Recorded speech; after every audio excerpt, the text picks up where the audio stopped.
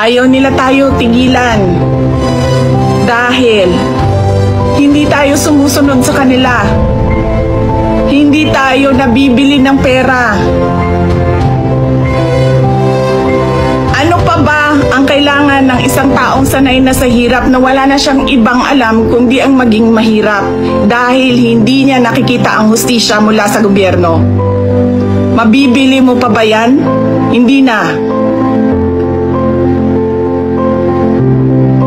Dahil ang tao sanay sa hirap. At mali iyon. Mali iyon. Na ang taong bayan ay naghihirap. Natural, itong mga to, siguro examinin natin ang motibo.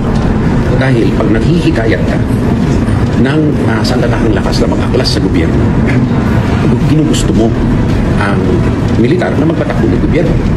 Kaya't itong mga nananawagan po na sumama yung mga sundalo sa mga rallies o kaya sa mga panawagan nila ng kudeta.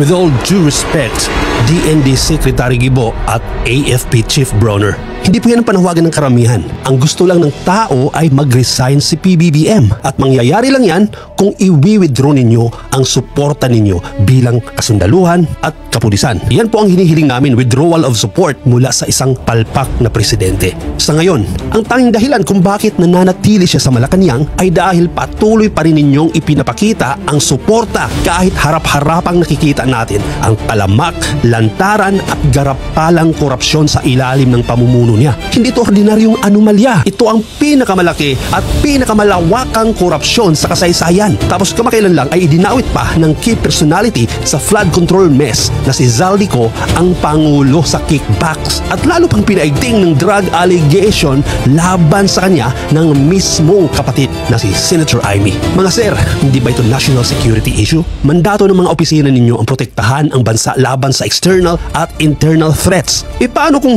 mismong presidente ang posibleng banta dahil sa physical at mental risks at instability na dulot ng drug dependency?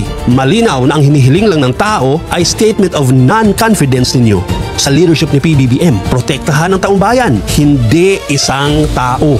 Huwag na po kayong umasa na ang Armed Forces of the Philippines ay gagawa ng unconstitutional activities, or we will not resort to unconstitutional means to bring about change. Yan mismo, General Bronner, ang panawagan ng maraming Pilipino, bring about change na naaayon pa rin sa Constitution. Malinaw ang mekanismo dito sa ating saligang batas. Article 7, Section 8, Line of Succession. Ganyan po ang nangyari noong EDSA 2. Mass protest, withdrawal of military and police support, at napilitang mag-resign si ERAP. At ano ang ginawa ng Supreme Court? Kinilala ang vacancy ng presidency at ipinatupad ang Line of Succession. Walang government reset, walang snap election, walang military junta. Lahat ay naaayon sa Constitution. Kaya kung gusto talaga ng change, gaya ng sinasabi ni AFP Chief Bronner, the more effective legal way is constitutional line of succession. Pero ang problema, kung ayaw pa ding mag-resign, may isa pang legal option, impeachment. Yun nga lang, numbers game ito. The more allies sa Congress, mas malaki ang chances na hindi uusad. Impeachment is slow, political at kadalasan dead on arrival. Ang issue ngayon ay may matinding urgency na maibalik ang tiwala ng tao sa gobyerno at mga institusyon nito sa lalong madaling panahon. Kaya we need all the support we can get to pressure the president to resign out of delicadeza. Again, not a revolution but constitutionalism, patriotism, a lawful, peaceful transition. Meron akong challenge sa inyo. Lahat ng nandito, may challenge ako sa inyo. Challenge accepted! Bukas o mamayang gabi, mapuno lang natin ito. Lulusubin natin sa loob.